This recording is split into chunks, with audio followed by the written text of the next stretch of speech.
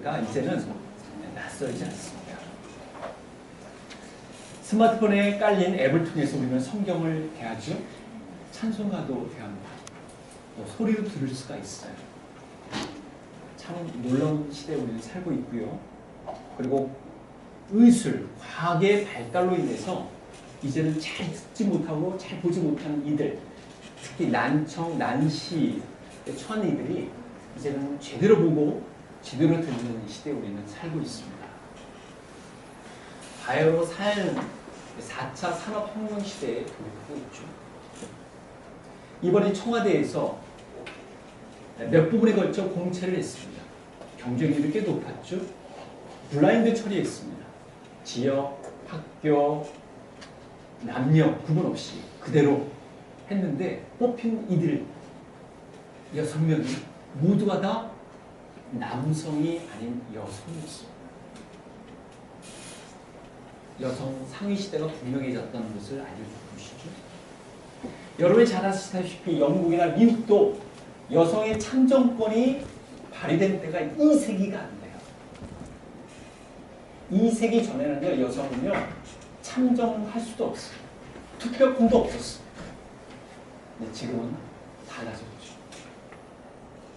놀라운 시대에 우리는 살고 있습니다. 당연함에도 불구하고 당연하지 않게끔 여겼던 시대가 있었어요.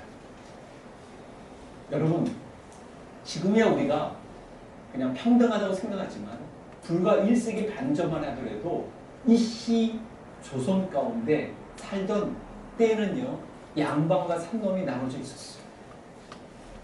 개천에서 용인할 수가 없었다니까요. 이렇게 평등하다고 생각하는 시기, 인권이 보장된 시기는 불과 200년이 되지 않아요. 근데 우리는 그 시대에 지금 살고 있습니다. 예수님께서 사셨던 주 1세기 시대 여러분 아시나요? 로마의 사회와 달리 예수님을 믿고 함께 모였던 그 그룹에는요, 남녀소의 차이가 없습니다. 자유인과 종의 차이도 없고요, 주인과 노예의 차이도 없습니다. 그냥 하나가 되었습니다. 예수님이 뭘 보신 하나님 나라의 그저 덕분이죠.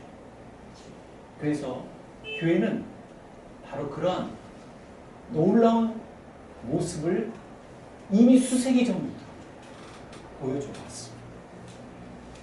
하나님께서 그의 백성들을 선택하셔서 한 모임으로, 공동체로 세워나가신 데는 바로 하나님의 이 놀라운 일들을 앞서 보여주시기 위함이었죠. 앞서 선택한 이스라엘 백성들은요, 그래서 다른 민족들과 달리 하나님이 나타내 보시고자 하는 그런 모습을 보이기를 원하셨어요.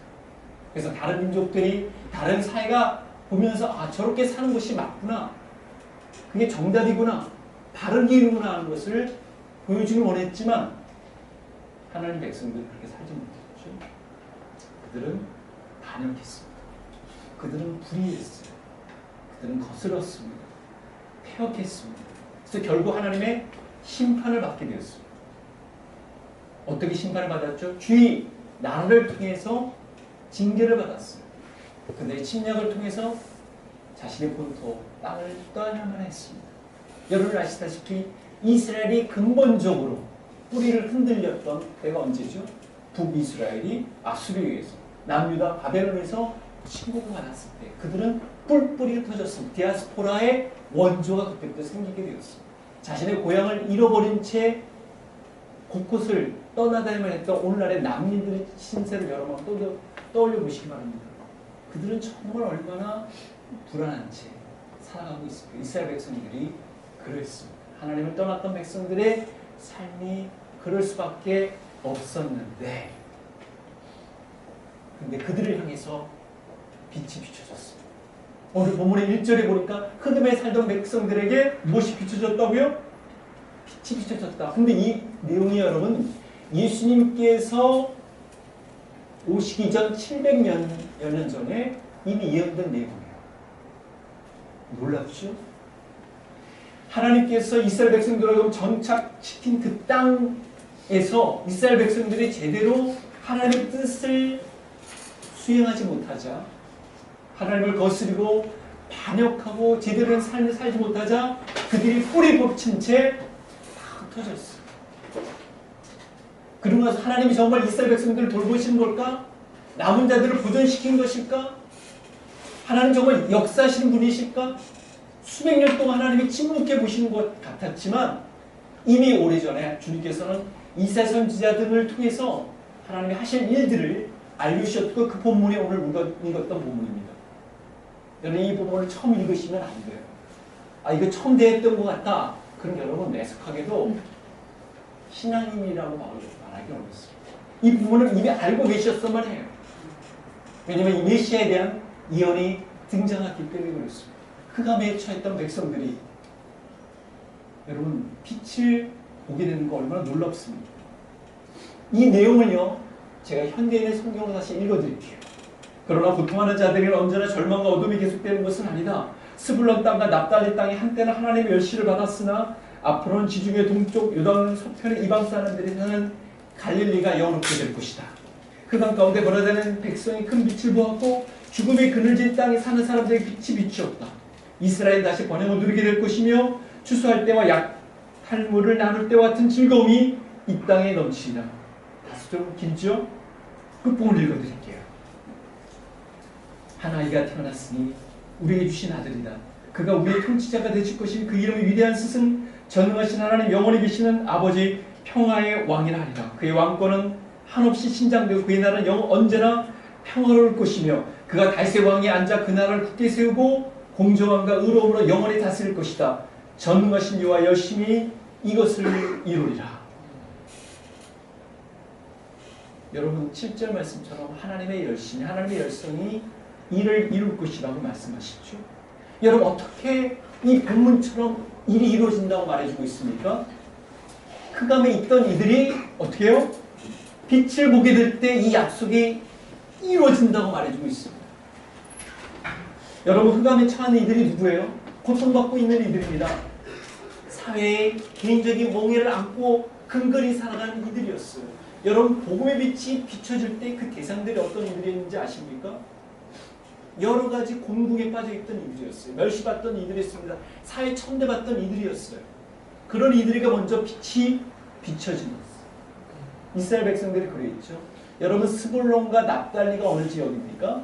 야곱의 12지파 여러분 아셔요? 이것도 모르신다고 하시면 안 돼요. 이렇게 유식하셔야 됩니다. 납달리와 스불론은요 여러분 아시다시피 야곱의 족속인데 이들이 땅을 분배받아가지고 흩어져 살고 있었는데 특별히 여러분 아시다시피 이 요단강을 쭉 해가지고요 갈릴리 호수 옆쪽에 살았던 데가 스불론이었고 납달리였어요.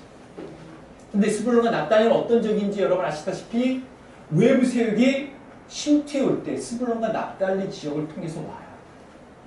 여러분 아수르가 오면 이 지역을 통과해가지고 이스라엘의 심장부인 유다를 향할 때 바로 이 지역을 거치게 되어 있어요. 그래서 외부 세력과 마주대야 하는 첫 번째 곳이 어디냐면 스불론과 납달리의 지역이에요. 그래서 여러분 아시다시피 가보라움이 납달리의 지역에 있고 나사렛이 스불론 지역에 있었어요. 그래서 이 지역이 그전에는요 천대받았어요. 멸시받았어요. 왜냐면 늘 공략 대상이니까. 늘 긴장과 두려움이 있는 곳이었으니까. 근데 이곳이 어떻다고요? 영원하게 되었다. 빛이 비추게 되었다. 그리고 이방에 갈릴리라는 표현이 있잖아요. 여러분 갈릴리가 어떤 지역이에요? 예전에는 어떻게 신라와 백제가 살던 곳을 요즘은 경상도하고 전라도라고 얘기하듯이 스불론과 납달리 지역을 갈릴리라고 얘기한 거예요. 갈릴리 우리를 치면 주, 혹은 도예요. 그 도예. 거기가 어떤 곳이냐면 이방의 갈릴리라고 돼 있어요. 왜냐하면 외부 세력이 또 갈릴리 지역으로 통해가지고 들어오기 때문에 그렇습니다. 그러니 얼마나 살면서도 불안에 처했겠습니까? 그런데 그 지역에 있는 사람들에게 무엇이 비춰졌다고요? 빛이 비춰졌어요. 하나님의 은혜의 빛이, 구원의 빛이 비춰졌어요. 실제적으로 마태복음 4장에 보면 그분이 등장이 있습니다. 예수님의 활동 거처를 나사렛에서 어디로 옮기냐면 가버나움으로 옮긴다는 표현이 이렇게 돼 있어요. 예수께서 갈릴리로 물러가셨다가 나사렛을 떠나 예수님께서 태어나신 동네잖아요. 그저 자랐던 동네입니다. 정확히 얘기하면 베들레헴에서 출생하셨지만 나사렛에서 유년기를 보냈어요. 고향과 같았습니다. 떠나서 어떻게 납달리 지경, 스불론과 납달리 지경 해변에 있는 가버나움에 가서 사시니 이는 선지자 이사야를 통하여 하신 말씀을 이루려 하십니다. 스불론 땅과 납달리 땅과 요단강 저편 해변길과 이방의 갈릴리요 흑암에 있는 앉아있는 백성이 큰 빛을 보았고 사망의 땅과 그늘에 앉는 자들에게 빛이 비추었도다 하였으되 놀랍죠. 수백 년 후에 그 예언이 이루어진 것을 마태복음은 말해주고 있습니다. 예수님께서 갈릴리 지역을 주 무대로 여러분 사용하셨다는 거 아셔요? 그래서 갈릴리 예수라고 하는 것이죠. 예수께서 온 갈릴리에 두루 다니사 그들을 회당에서 가르치시며 천국 복음을 전파하시며 백성들의 모든 병과 모든 약한 것을 고치시니 마태복음 4장 23절에 돼 있어요. 갈릴리는요 오늘날로 치면 우리나라로 치면 강원도입니다. 산간 골짜기예요. 근데 그곳을 주무대로 삼아서 활동하셨어요. 예수님이 나사렛 회당에서 자신의 사역이 어떤 모습을 띌 것인지를 말씀하셨던 대목 여러분 기억하실 거예요. 주의 성령이 내게 임하셨으니 이는 가난한 자에게 복음을 전하게 하시려고 내게 기름을 부으시고 나를 보내서 포로된 자에게 자유를 눈먼 자에게 다시 보게 함을 전파하며 눌린 자를 자유롭게 하며 사회적으로 멸시받고 천대받았던 냉대받았던 이들이 복음을 접하게 돼요. 그 역사상 보면요 여러분 복음을 가장 쉽게 빠르게 반응했던 계층이 어디였냐면 천대받던 그 계층이었어요. 여러분 테레사 수녀가 어느 곳 속에서 여러분 활동했습니다. 예, 사회의 낮은 계층이었어요. 흠만 있던 백성이 큰 빛을 보고 사망의 그늘진 땅에 거주하던 자에게 빛이 비추다. 2절 말씀이에요. 근데 여러분 이 표현을 영어 성경에도 보시면 또 알 수 있듯이 과거입니까? 미래입니까? 현재 완료형으로 돼 있어요. 영어 시험 보면 우리말로는 그냥 과거형으로 돼 있지만 비춰왔다는 거예요. 근데 여러분 예언은 무엇이죠? 앞의 일들을 보여주는 것이잖아요. 비칠 것이다가 아니라 비쳤다. 그렇게 얘기하고 있어요. 이미 과거에 일어난 일처럼 묘사해주고 있는데 미리 일어난 일을 앞당겨서 하나님이 하셨다, 하셔왔다, 하실 것이다 라고 말해주고 있어요. 이건 바로 하나님께서 역사를 주관하신 분, 통치하신 분임을 말해주고 있습니다. 어떤 경전에서 이렇게 볼 수 있습니까? 미래에 일어날 일을 이미 이루었다라고 말이죠. 우리 하나님께서 역사의 주관자가 되시기 때문에 이렇게 일을 이루실 것을 미리 말해주고 있는 것이죠. 여러분 한국도 마찬가지였죠. 한국도 외세가 침투하기 아주 좋은 한반도 지역이 있습니다. 위로는 어느 나라가 있었죠? 러시아와 중국이 있었습니다. 그리고 밑으로는 일본이 있었어요. 늘 한국은요 정말 이 큰 나라들 가운데서 고래 등에 뭐예요? 고래 등에 새우등 터집니다. 근데 흥미롭게도요 보통 외세가 들어오면 어디로 들어오는지 아십니까? 항구 쪽으로 들어와요. 부산, 목포, 인천. 근데 이 지역이요 여러분이 잘 아시다시피 복음이 들어오는 경로가 되었잖아요. 인천과 부산은요 교회들이 많아요. 경상도 치고 부산은요 굉장히 복음이 활성화된 곳이에요. 인천은 알 것도 없어요. 천대받았던 곳, 멸시받았던 곳이라고 불려질 수 있는 매우 위태로운 지역에 놓인 그 지역에서 복음이 수입됩니다. 복음이 들어옵니다. 선교사들이 들어옵니다. 복음이 나눠지게 돼요. 복음의 빛이 먼저 비추게 되는 놀라운 축복을 거머쥐게 되는 것이죠. 여러분 개인적으로도 그렇지 않습니까? 우리가 예수님께 반응했던 때가 언제입니까? 시기적으로 볼 때도 어린애들이 복음을 잘 반응해요. 그리고 우리들 개인적으로 삶을 볼 때도 공부할 때, 힘들 때, 고단할 때, 아플 때, 어려울 때, 역경이 직면할 때 복음에 잘 반응하는 것을 우리는 보게 됩니다. 왜냐하면 위로의 빛, 치유의 빛이 비추기 때문에 그래요. 예수님의 사역 관련해서 성경이 이렇게 또 말해줍니다. 그의 소문이 온 수리아에 퍼진지라. 사람들이 모는 앓는 자, 각종 병에 걸려서 고통당하는 자, 귀신 들린 자, 간질하는 자, 중풍병자들을 데려오니 그들을 고치시더라. 뒤돌아보면요 저희 가정도 마찬가지였어요. 가장 힘겨울 때, 고단할 때 주님을 만났어요.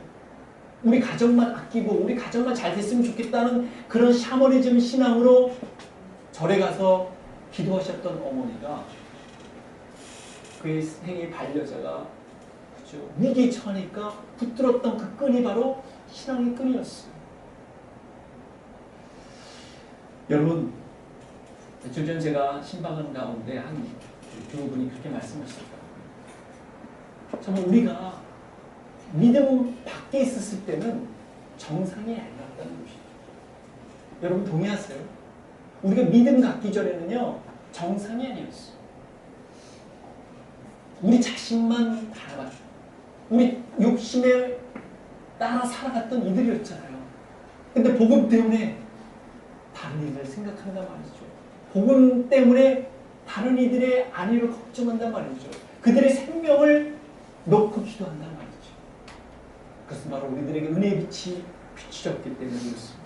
주님의 은혜의 사랑의 빛을 받았기 때문에 그렇죠.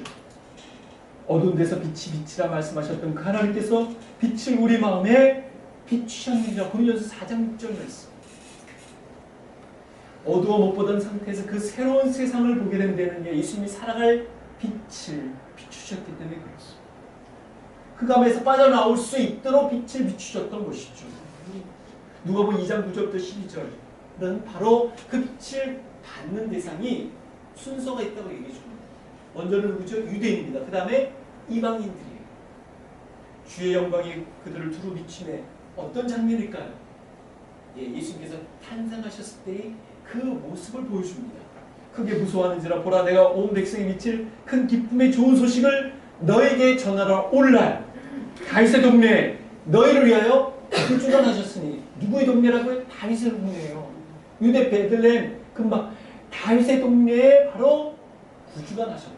누구에게 먼저 혜택이 돌아옵니까? 이스라엘 백성들, 선택된 백성들에게 그 복된 소식이 전해지고 나서 누구에게 갑니까?